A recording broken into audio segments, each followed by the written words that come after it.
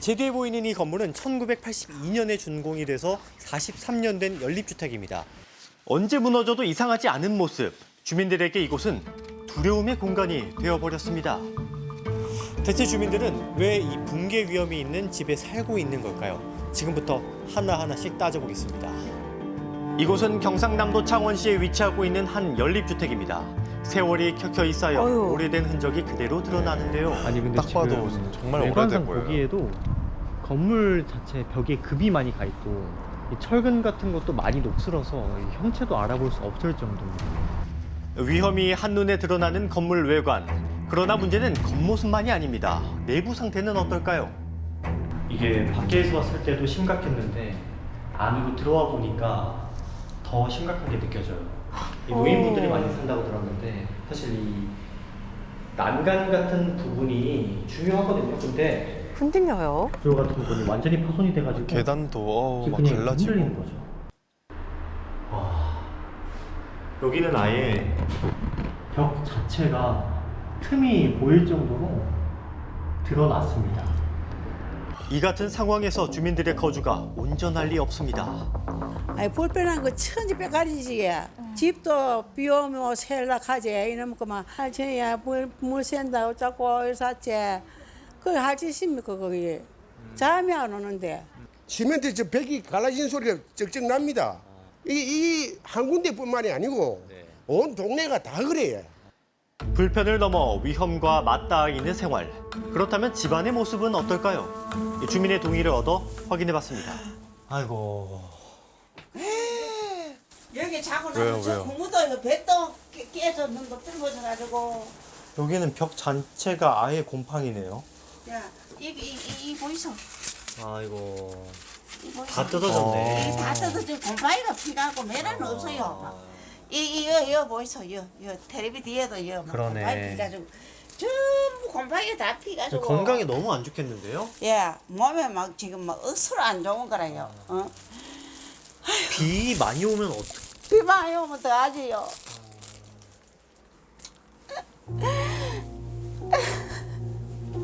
문제는 곰팡이만이 아니었습니다. 더 심한 상태의 집도 있다는 건데요. 이 베란다 천장에서 콘크리트가 떨어져 그대로 남아있고 그보다 더 심각한 상태의 집은 이미 주민이 떠난 상황이었습니다. 아니 이거는 천장이 아예 없는데? 천장이 그냥 다 지금 떨어진 거주하는 거예요? 집이신 거죠? 이 천장 같은 부분은 이 완전히 무너져가지고 철근이 보일 정도고요.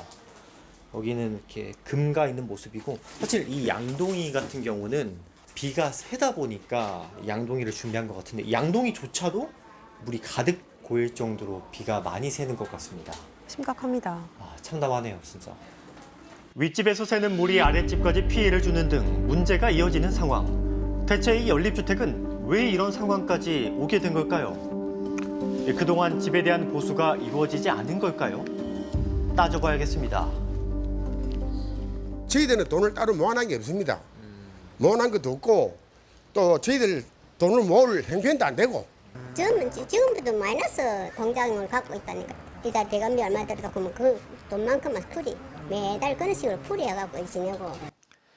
그런데 이제는 주민들이 이 집을 떠나야 하는 상황에 처했다고 합니다. 구청이나 시에서는 이런 말뚝만 박아놓고 자기들은 책임을 회피하는 건데 이 지자체에서 건물에 대한 긴급 안전 점검을 실시했고 그 결과 모두 8개 동 가운데 이 절반인 4개 동은 D등급 판정을, 나머지 4개 동은 2등급 판정을 받은 상황이라는 겁니다. 2등급이면 이 나가야 되는 연립주택에는 거잖아요. 총 129세대가 거주할 수 있습니다. 하지만 현재는 62세대가 거주 중인 상황인데요.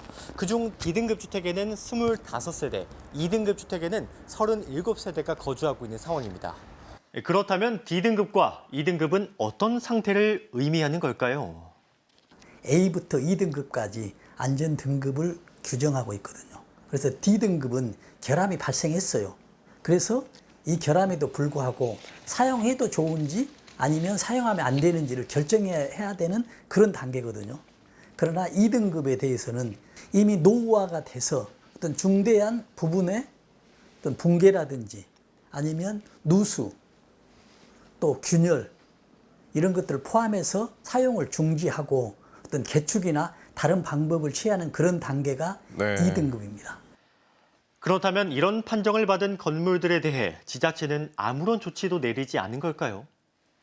D등급에 대해서는 사용 제한 권고를 했고 2등급에 대해서는 사용 제한 명령과 대피 명령을 내려놓은 상태인데 이제 보수를 만약에 하지 않고 또 이제 시간이 조금 더 소요가 되면 필요에 따라 우리가 정밀 안전 진단을 다시 실시할 수도 있고요. 이처럼 더 위험해진 건물에서 주민들은 여전히 생활을 이어나가고 있습니다. 대체 그 이유가 무엇인지 확인해 봐야겠습니다. 갈 곳이 없지. 없으니까 그 일에 있는 거죠. 근데 무너질 때까지 이작하는 거죠 지금. 그러면 내가 돈이라 그래 전신만식 노령연금 나오는 거 이거밖에 없습니다. 이거 안 보이서 다달이 3만 원, 30만 원씩 찾으시고 돈이라 그래요 없습니다. 이곳의 주민들은 대부분 경제 활동이 어려운 고령층입니다. 그래서 현실적인 어려움이 있을 수밖에 없다는 건데요. 그렇다면 지자체에서 대책을 세워줘야 하는 건 아니었을까요? 주민들이 안전하게 이주할 수 있도록 임대주택 28세대를 지금 현재 확보했고요. 순차적으로 입주를 지원하고 있습니다. 또한 최대 150만 원의 이주비와 전세금의 70% 범위 내에서 1,000만 원까지 2년 거치 3년 균등 상환 조건의 저리 신용대출을 제공합니다. 임대주택은 10월 중 순차적으로 입주가 이루어지도록 준비하고 있습니다. 월세나 전세에 대한 비용 같은 거는 개인이 그냥 부담하는 건가요? 예, 부담해야 됩니다. 시에서는 지원이 없습니다. 최대 150만 원의 이주비, 임대주택 지원, 최대 1,000만 원의 임차 자금을 대출하기로 했다는 건데요. 그렇다면 이런 지원으로 주민들은 이주를 할 수 있는 걸까요? 따져봐야겠습니다. 150만 원 가고 어디에 나가냐고. 인여까지 보장해주면은 그냥 세 없이 보장해주는 것도 아니고 세를 다 내야 되고. 그 말이 도와주는 거지. 우리한테 도움 되는 거 없는 거예요. 보증금도 있고 또 월 관리비도 내야 되고 20만 원, 30만 원씩 월 관리비는 이 연로하신 분들이 그 돈을 어떻게 마련하겠습니까 우리가. 노령연금밖에 없는데 참 어려운 우리가 문제네요, 시세가 정말. 한 7, 8천 원 다 나갑니다. 7, 8천 원 나가기 때문에 이 재산권을 갖다가 전부 다 포기를 하고 나간다.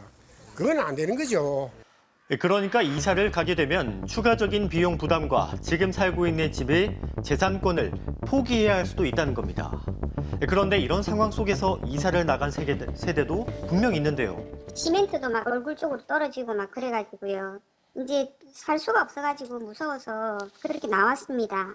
지금 현재도 이제 재산세는 저희가 계속 내거든요. 매년 계속 피해를 보고 있는 거죠. 재산에 대한. 임시로 작년 4월 달에 급하게 변두리로 와서 지금 있거든요. 그 아들이 얻어줘가지고 임시로 있는 거예요. 하지만 여전히 이곳에 남아있는 주민들. 그들이 원하는 건 대체 뭘까요? 시에서 뭐 어떤 보상을 해줘야만이 어떻게 뭐 마련해가 나가지. 아무 대책도 없이 그냥 무작정 150만 원 이주비 주고 나가라.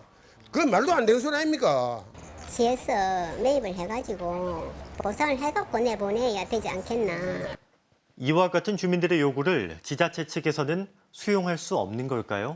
이런 오래된 건물이라고 해서 뭐 시에서 이렇게 무조건 매입을 해주는 이런 제도는 이런 없습니다. 건물이 한두 채 그 없어요. 부지가 시에서 무슨 공공사업을 하는데 꼭 반드시 필요하다든지 주민들은 그것을 원하고 있거든요. 우리 시에서는 현재 여기에 무슨 공공사업을 할 계획이 현재로서는 없고요. 그런 부분들에 대해서는 장기적으로 찾아봐야 될 것 같습니다. 그러니까 해당 주택은 사유재산, 즉 개인이 소유하는 재산이기 때문에 지자체에서는 더 이상 보상이나 지원을 할 수 없다는 건데요. 사실일까요? 이 주택은 여전히 개인의 재산, 즉 사유재산이기 때문에 지자체가 직접적인 보상 의무를 부담한다고 보기는 어렵습니다. 대신 재난 및 안전관리기본법 등 관련 법령에 따라서 이주에 필요한 실비나 주택 임차 비용 등을 대출해주는 등 간접적인 지원을 할 수는 있습니다. 헌법은 개인의 사유재산을 보호하지만 그 재산이 공공의 안전을 위협할 때는 그 사용을 제한할 수 있습니다. 그래서 지자체는 무너질 위험이 있으면 사용 금지 명령을 내릴 수는 있지만 집값을 보상할 의무는 없다는 거죠. 바로 이 지점에서 주민과 지자체의 입장이 충돌할 수밖에 없습니다. 이 지자체는 법과 제도가 정한 범위 안에서 충실히 책무를 이행하고 있다는 입장인데요. 그렇다면 주민의 안전과 재산권, 주거권을 보장하기 위한 정부 차원의 대책은 없는 걸까요?